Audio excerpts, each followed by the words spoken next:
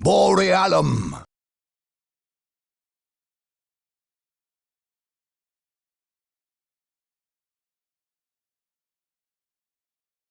The Imperial Guard's headquarters in the Dusala precinct of the city planet of Kaurava 1 was also the system's primary Bane Blade production facility.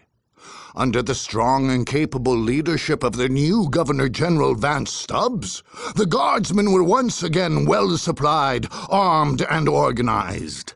Any attacker would find themselves facing a formidable amount of firepower. Since the outbreak of the Warp Storm on Kaurava 4, the Imperial Guard had known a humbling series of setbacks. Losing a full 3/4 of their fighting men was just a start. General Stubbs was determined to triumph in the face of this and all other adversity. Unfortunately, a full regiment of Baneblade tanks, the Guard's armored superweapon, had that very day been dispatched to various territories throughout the Kaurava system. Everything is in order, then? Yes, sir. How are the men? Tolerable, sir. Morale? Good at Central, poor in the front.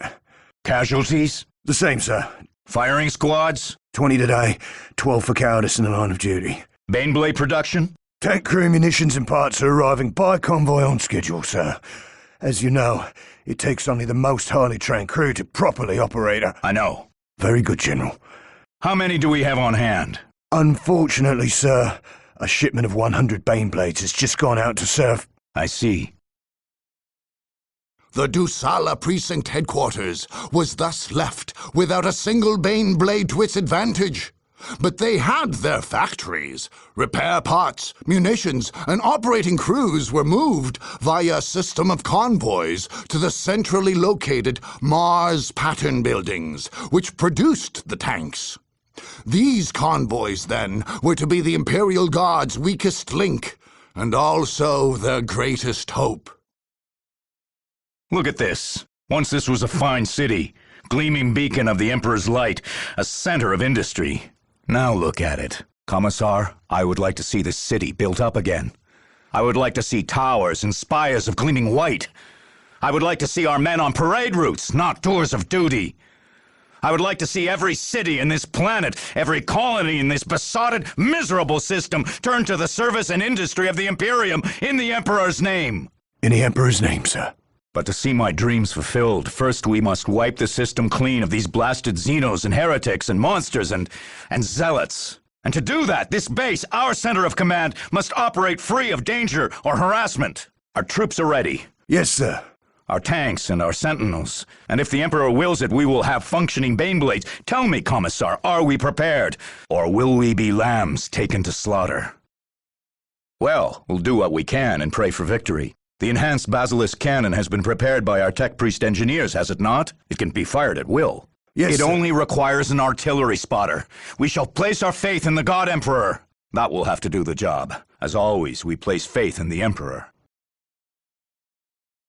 Force Commander Indrick Boreale, from the very start of his campaign in the Kaurava conflict, had harbored great suspicion towards the Imperial Guard 252nd Conservator Regiment. Their presence in the system when the Warp Storm broke out was cause enough. Upon arriving in the Kaurava system, Boreale was wary of the Imperial Guard presence there for several reasons. The likelihood was far too great that the Imperial Guard had a hand in the waking of the Necrons on Kaurava 3 and possibly the Warp Storm on Kaurava 4 as well. Although many armies now marched across the planets of the Kaurava system in hopes of dominance, the Imperial Guard had something the others did not. Their stewardship of the system for a millennium granted them organization and infrastructure which the Space Marines, who looked upon Kaurava as territory of the Imperium, could not help but admire. Boreale and his Blood Ravens were all in agreement that the factories, maps, and communication pathways would reduce the time of the Blood Raven's subjugation of the Kaurava system by hundreds of years, if captured and repurposed. Thus, It was as much for administrative as military purposes they made war on the 252nd Conservator Regiment's Central Command on Kaurava 1. When Force Commander Boreale ordered his men to attack the Imperial Guard in the Dusala precinct of Kaurava 1, he knew full well what he was doing. There was no doubt in his mind that his actions were in the right. First, the 252nd Conservator Regiment was under great suspicion regarding their possible role in the Warpstorm's outbreak. Second, by offering resistance to Commander Boreale and his Blood Ravens, it was the Imperial Guard that was defying proper authority. But their stubborn, indeed blasphemous, refusal to lay down arms and accede to the governance of his Space Marines was the final proof. Boreale considered this a strike against the Imperium itself. For these reasons, the idea of making war on fellow Imperial soldiers did not trouble him. To the mind of Commander Boreale, the Imperial Guard were a true conundrum. He thought of them as a burgeoning tree, hanging heavy with ripe fruit.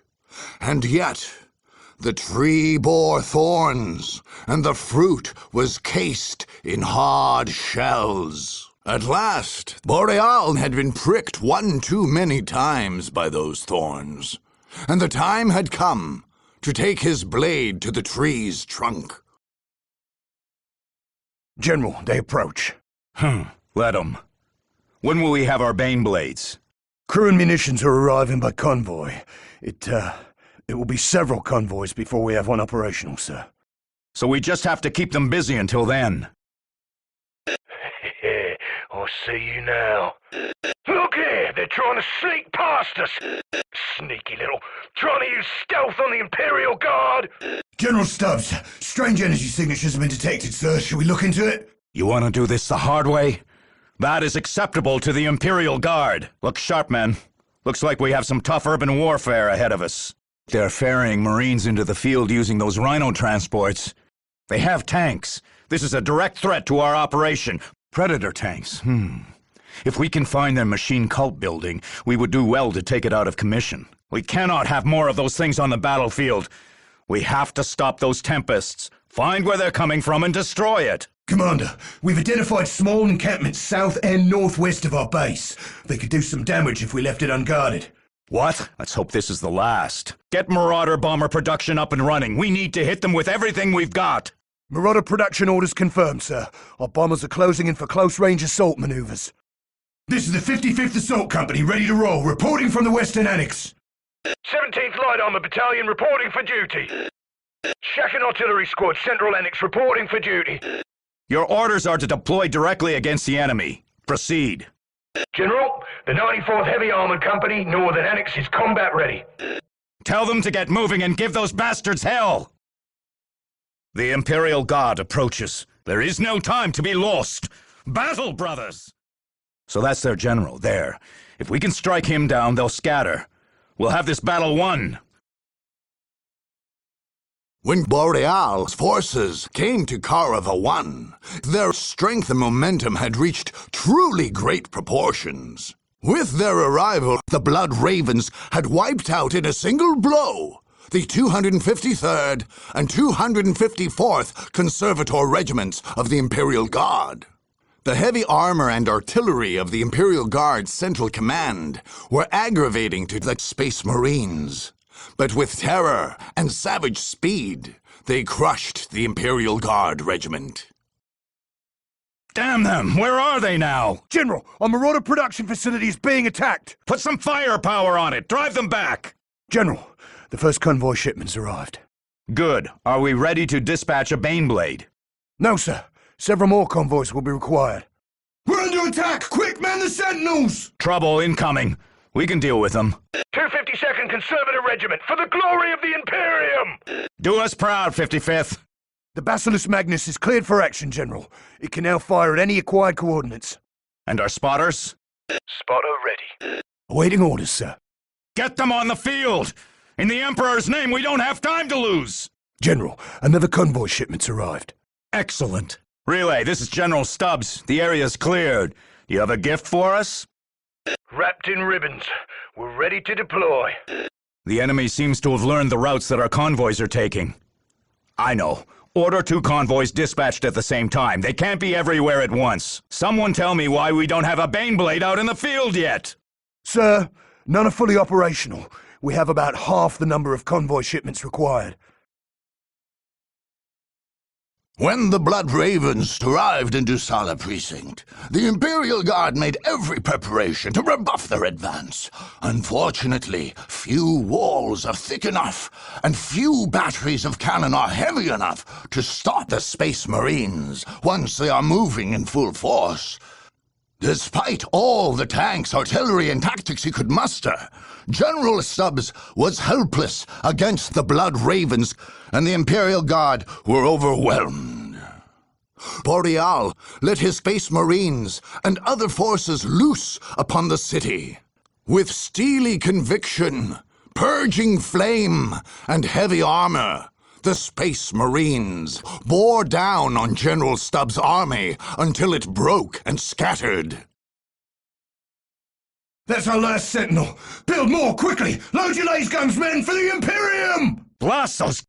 there must be some way to shut them down. Locked on target. Fire when ready. We have uncloaked a spotter, sir. This is how they are firing their artillery, with infiltrated spotters. They've caught me. Fire! Fire now! All our artillery spotters were killed? How can that be? Eastern Annex to Central Command. Baneblade convoy is being dispatched and is currently en route. Good! Good! With the enemy in the area, I want those convoys well guarded. Safe delivery of those convoys is critical. General, one Baneblade is fully prepared and combat ready. At last!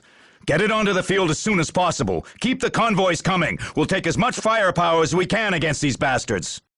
Here they come! Get those Chimera up and running, on the double! Two arms, men! They're attacking the Basilisk Magnus! Defend it with your lives! With calm efficiency, Commander Boreale's forces pierced, overwhelmed, and routed the Imperial Guard. For a brief moment, the thick, tiered defenses and heavy munitions of the Imperial Guard's stronghold threatened to stall, or worse yet, break Boreale's avalanche. That, of course, was impossible. No force commander would ever flee or surrender while his company fought and died. And although the pink-skinned Imperial Guard put up a good fight and cost Force Commander Boreale many Space Marines, finally they were stomped flat. Damn it! We've lost too many convoys that way. Send them on another route. General, the mechanized command that the convoys were being dispatched from has been taken out. Well, use a different one then, and quickly. Well, sir, there are no more mechanized commands. There will be no more convoys. Golden Throne, protect us now. These Chimeras are useless! Hold them off until we can build more of them! Curse these fiends!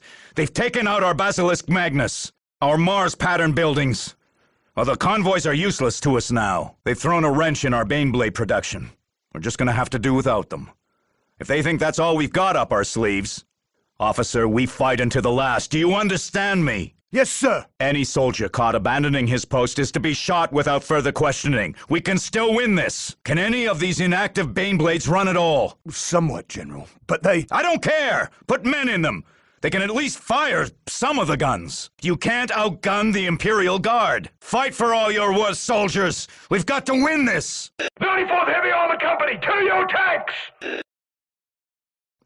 The Imperial Guard's defensive position in the Dusala Precinct turned out to be extremely well defended. But General Stubbs' men could not withstand the Space Marines' superior tactics and skill in battle. And, after a grueling struggle, were vanquished. Then, after crossing the Imperial City in a war path of blazing conquest, they came to face the 252nd Regiment in their heavily defended city stronghold. The Space Marines no longer had the element of complete surprise or the warp storm to their advantage. But the result was the same: utter victory for the Blood Ravens. Our tanks, to the death, men, for the Imperium and for glory! All I fought for, all my work, crushed. All the good men who gave their lives for this cursed, this blasted system. Though my army lies in ruins today, I have not done fighting, and I will remember who my enemies are. The job was well done. With the tree felled, its fruit were all close to the ground, and Indrick Boreale could gather them with ease. Once victory had been achieved, the Blood Ravens claimed the vast military-industrial complex for their own, taking those guardsmen who would renounce chaos under the safe wing of the Imperium. The guardsmen were rounded up. Those that did not turn over to the Imperium immediately did so after a little torture, and very few died faithful to the Chaos Gods. Although Stubbs himself had somehow escaped death, the broken bodies of his top officers were set up high upon a stage as a token and trophy of the day.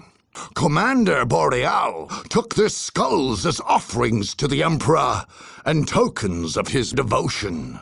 The victory was not swift, but it was absolute. The day after the battle, not even the corpses of guardsmen were to be found. Only a host of new Imperial soldiers and new bunkers where Imperial bunkers had formerly stood.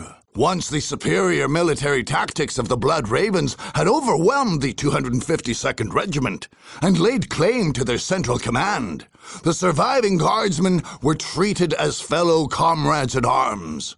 Commander Boreale ordered them safely return to Segmentum Command, where, unfortunately, few were likely to survive Inquisitional debriefing.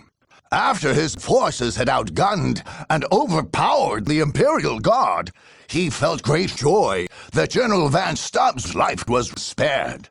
The loss of good Imperial Space Marines was regrettable, General Stubbs reflected. But the charter of his regiment and his own personal ambitions had, after all, left him only one course of action. The fact that General Vance Stubbs was forced to attack the Space Marines directly was, to him, merely an unfortunate necessity of the war. Stubbs had every respect for Force Commander Boreale. The dauntless Space Marine had weighed the consequences of his actions carefully.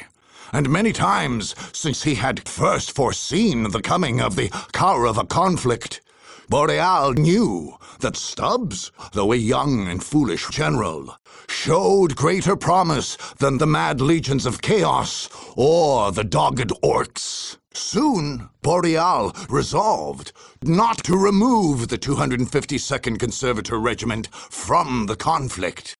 The few Blood Raven Space Marines who had been unable to die honorably were given prompt medical treatment and dispatched to Segmentum Command.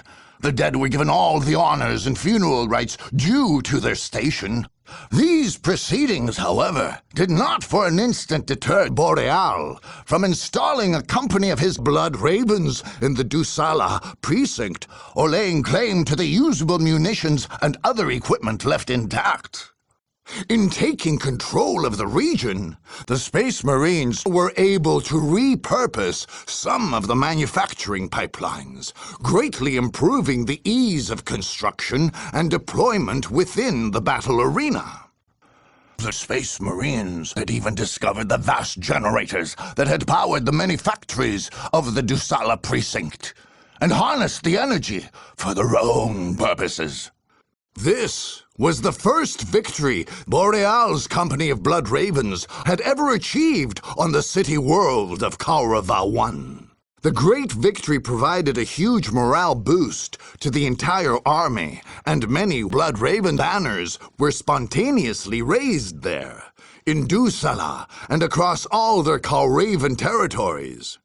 But few were happier than the Adeptus Mechanicus, who, in conquering the Imperial Guard's stronghold, laid claim to a vast array of tanks, guns, and other spoils to be modified for Space Marine use. Boreale's tech marines even managed to turn some of the Imperium's war factories to their use, promising readier and cheaper garrisons across Kaurava. Claiming the factories and munitions for their own, the Blood Ravens made ready to assume temporary stewardship of Kaurava's 4 planets. The Space Marines then turned their sights on victims with softer shells and fewer thorns. The evident cowardice of the Guardsmen confirmed every suspicion of guilt Commander Boreale had ever harbored. His original resolve was then renewed and redoubled. Every inch of the tainted system must be cleansed by fire.